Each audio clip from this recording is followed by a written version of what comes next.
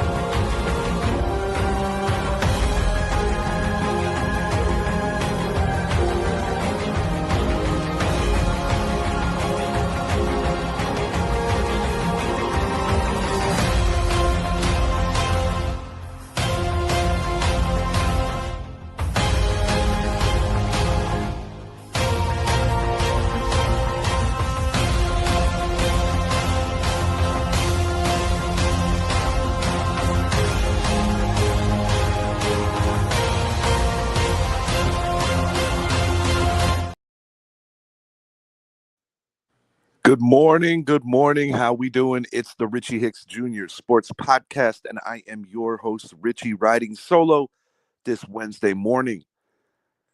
Here to drop some of my feedback on the moves that the New York Giants have recently made, definitely beefing up their defense. I'm going to hit a little bit on my New York Knicks as well as my New York Yankees. Just to let you all know, if you haven't already, please make it a point to like and subscribe to the channel, the Richie Hicks Jr. Sports Podcast on YouTube. Also, going to get the gang together hopefully tonight, more than likely a pre-record given the hour, and we're going to be dropping a more detailed free agency rundown show. Going to bring in Idris, our guy Zappy, as well as our guy Brett.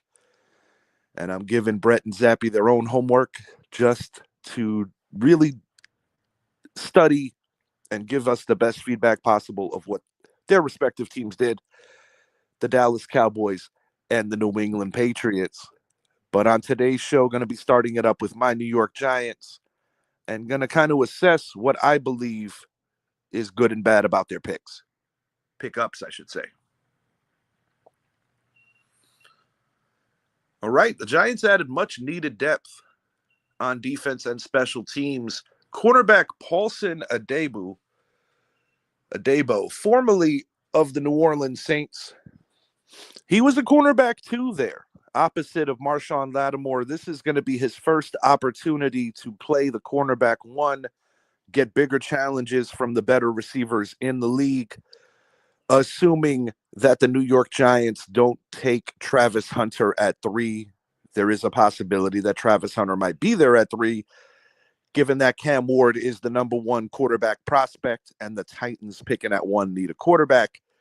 And with the Cleveland Browns picking 2nd, I think it's a coin flip if they're going to go Abdul Carter or Travis Hunter.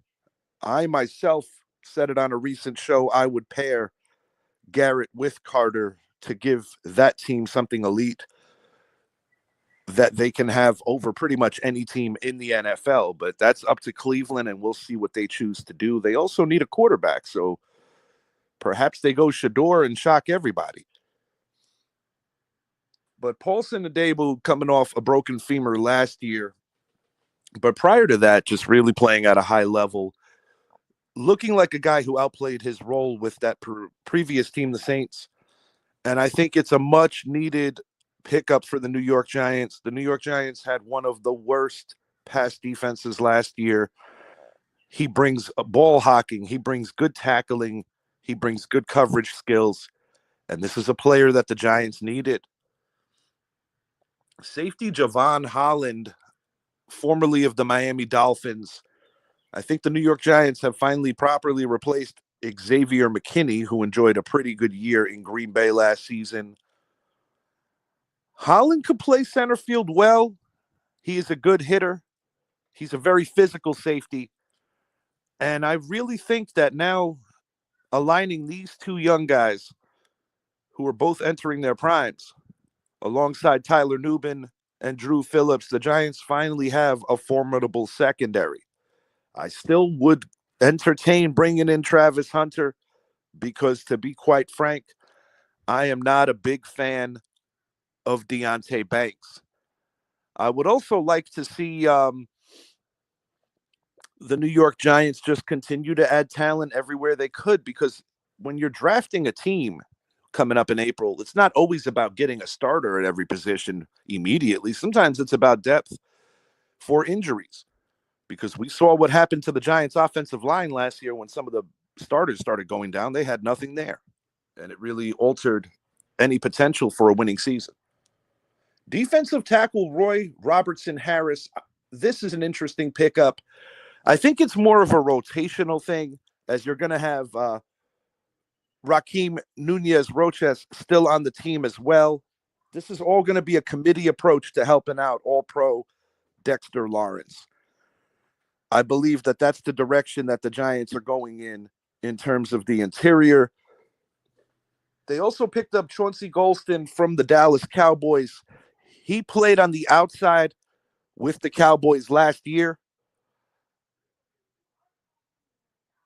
And he did not play the run very well last year in Dallas. However, once again, this is a rotational piece. I think if the Giants can improve in the draft at all of these positions, I would not think that Joe Schoen and co. would hesitate. Some of these are stopgaps. Some of these are every down guys. The two secondary players definitely going to be huge for that defense.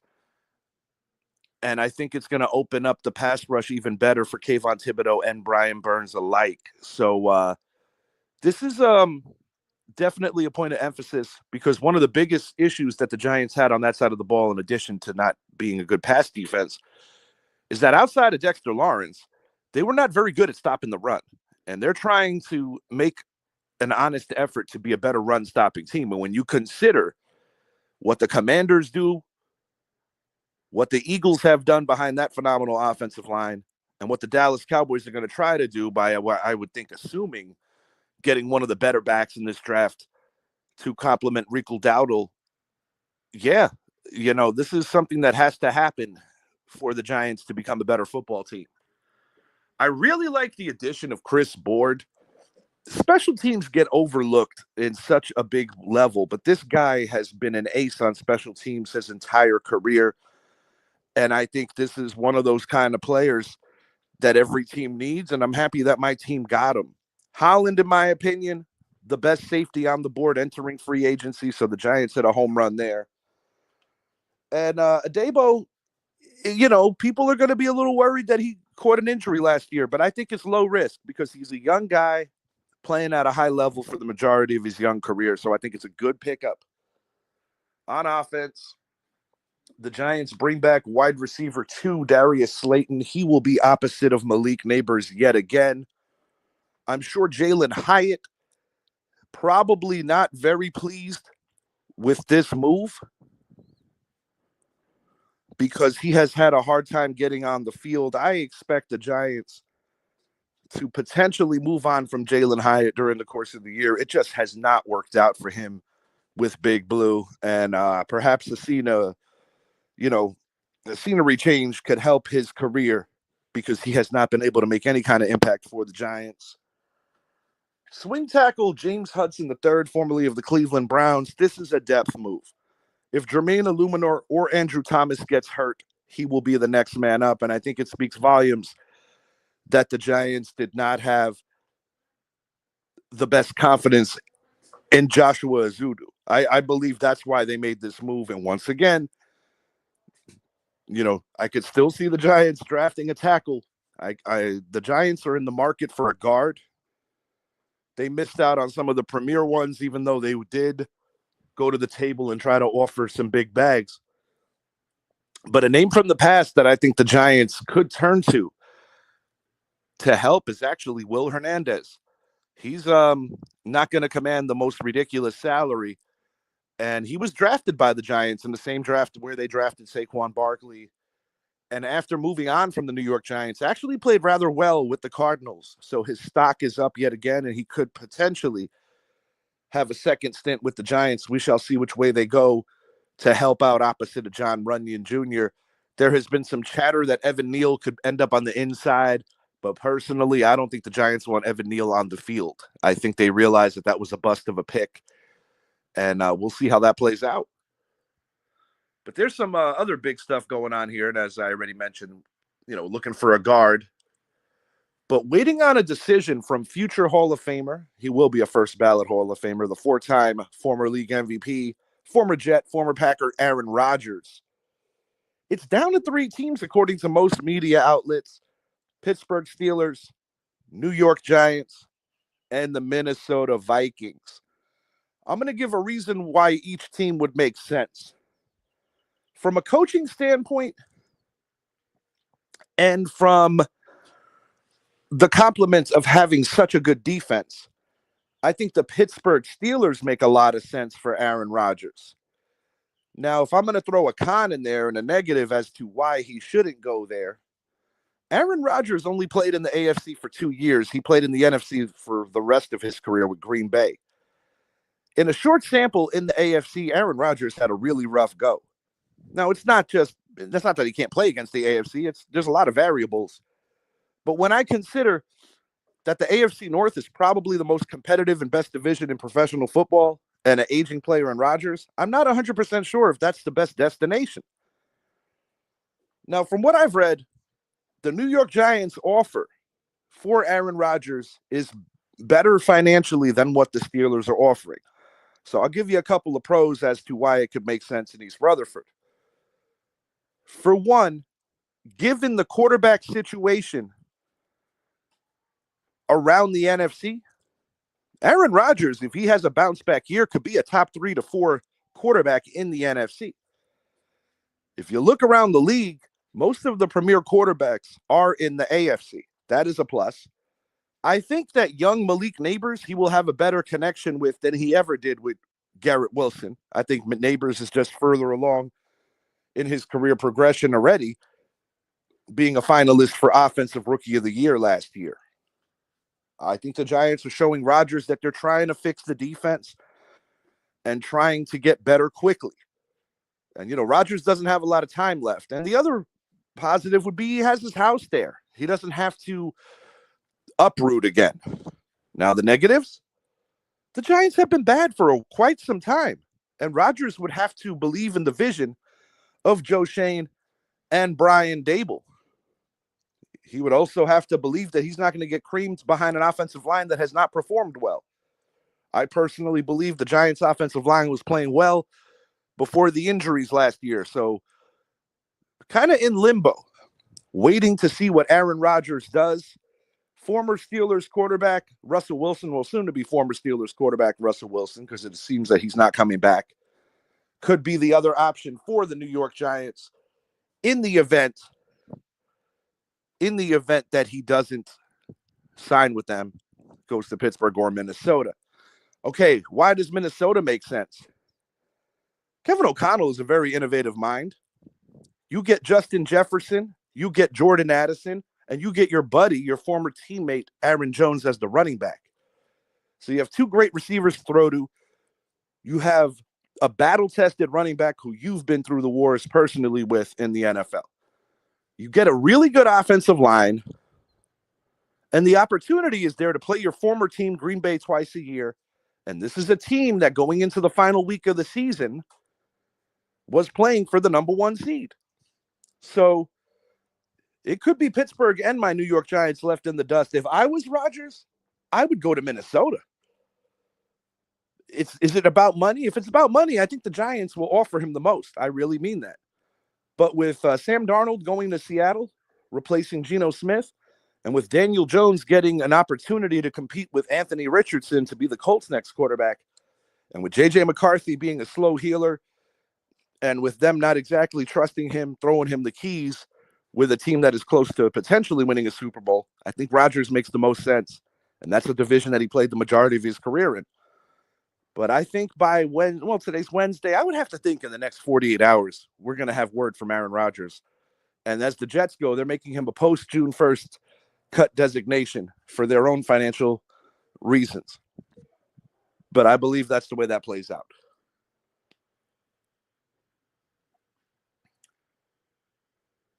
All right, moving it along.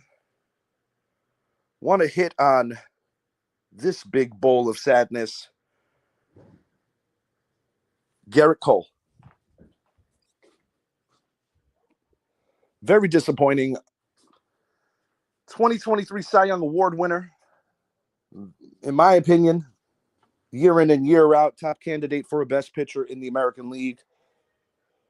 A huge reason why the New York Yankees were able to get where they got last year in the second half of the season. He missed the first half of the season. And to their credit, the Yankees kept the ship afloat. But with his departure right now, due to Tommy John surgery, and we're not going to see him again until 2026, it is very upsetting for the Yankees. Marcus Stroman was a guy that they wanted to move on from. Now it looks like he's back in the fold. Luis Gil, who was last year's Rookie of the Year in the American League, he's not going to be back for 3 months. And they have issues with veterans already. DJ LeMahieu and Giancarlo Stanton both nursing many an injury. So it will be interesting to see what the Yankees do next. They did acquire Max Fried, who now jumps up to the number 1. Carlos Rodon jumps back to the number 2. And now you have other guys that you have to consider how you're going to fill this out. Stroman naturally has a job back, so it's a blessing that they didn't trade him. And it's just going to be very, very interesting. But I must admit, I think the Yankees' World Series hopes to repeat as American League champions take a huge, huge hit because of this. And, you have to see how the season plays out. I believe that Sandy Alcantara of the Miami Marlins, his days are basically numbered. So I would say it's only a matter of time. It's only a matter of time until he gets dealt. Will it be at the deadline? Will the Yankees be the team on the other side of the phone? It really depends on how well they manage this. Because the sad thing about this injury is that the Yankees gave so much love to their bullpen to be a shutdown unit. But the problem is there's going to be a lot of pressure put on this starting rotation. And truth be told, none of these starters have ever truly had to wear the hat of ace. You could say maybe Rodon for a short amount of time, but to do it consistently, it's going to be a big ask. And then when you start getting guys overworked in your rotation, now your bullpen is taking a hit. You got some in-house options. You got Clark Schmidt. You got Will Warren, who could get expedited up to MLB. He's having a great spring. And you could have the veteran, Carlos Carrasco, who's 38 years old, and I don't think anybody thought that he would be mentioned in this conversation. But it's going to be an all-hands-on-deck approach for the New York Yankees. Good morning, Daniel Nunez. Thanks for joining. Mom Dukes. I think Aaron Rodgers will end up with the Vikings. I would do it if I was him. But I must admit, I am intrigued with the prospect of Rodgers coming to the Giants. But I did say long before he was even attached to the Giants that I think Jameis Winston would be the best mentor for the next quarterback. And if that quarterback is Shedeur Sanders, Jameis would kind of play the role of uncle, and I think it would be a nice transition for young Shedeur into the NFL. I myself have made it clear I want Travis Hunter or Abdul Carter at 3. I don't think that Travis Hunter or Cam Ward are as good as everybody else thinks. And I would be more than happy with going to Ole Miss for a quarterback in round 2. His name is Jackson Dart. Let's see how it plays out, though. All right. My New York Knicks. Nice feel-good victory in Sacramento. And once again, we're talking about all hands on deck. Jalen Brunson's hurt right now. The team stepped up. Karl Anthony Towns wetting everything from downtown. OG Anunoby, Josh Hart, and Deuce McBride all played complete games in a runaway victory against the Kings. They play the lowly Portland Trailblazers tonight, and they're going to wrap up that trip against the Golden State Warriors, a team that beat them in MSG not too long ago. For the Knicks, it's just about surviving right now and getting through this tough patch. If the playoffs were to start today, the 3-seeded Knicks would play the 6-seeded Pistons. Pistons have a team that has matched up better with the Knicks lately, and this is a team that the Knicks have consistently handled. There's no catching Boston this year. There's no catching Cleveland. Best case scenario, we're the 3. And all I could really say is, as a Knicks fan, you just hope that Jalen Brunson comes back and is the player he was before he took that fall on Austin Reeves. And you hope that the Knicks could, pull an upset or two. It looks like Boston's probably going to be the 2 seed. So I must admit, it's a little ominous. And I don't feel that the New York Knicks have enough to beat either one of those teams. And it hurts me to say that because I love the Knicks. But I have to be honest on my show. We have something to be proud of. I think we're building something really good. But I have talked to a friend of the show, Richard Dorney, who's also a big Knicks fan. He goes to a lot of Knicks games. And he told me, we're not getting to the next level with Coach Tom Thibodeau. And I've been very critical of Thibodeau's coaching style with beating down his starters, not using a deep enough rotation, and it coming back to bite in the playoffs. Thibodeau's an old school coach. He actually goes back to the Jeff Van Gundy era with these New York Knicks. But it's not the same league. It's not the same league, and I do think that you have to diversify your lineups a little more. But 1-0 since our newest acquisition, and we'll just see how it goes. This is one of the better Knicks teams I've seen, and that's the sad part. But, sometimes you could have a great team, but there's teams that are better. And the Boston Celtics and the Cleveland Cavaliers, until the Knicks prove me and the rest of the NBA fans wrong, they are better. It's that simple. And a team that I'm just really getting tired of watching and looking at and talking about, a team that I love, though, my New York Rangers.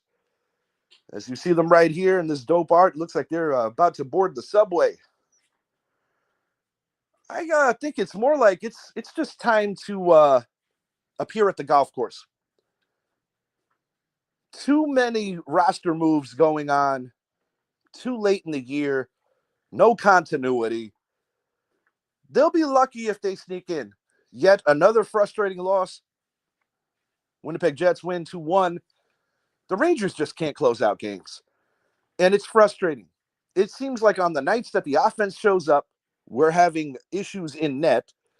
And on the nights that the goaltending is superb, we can't score. Bottom line is, any combination of any of it is just not good enough. And, sometimes when teams go on deep playoff runs in previous years, they are tired, and it's noticeable the next year. And there are other variables. What the Rangers did last year is not going to happen every year.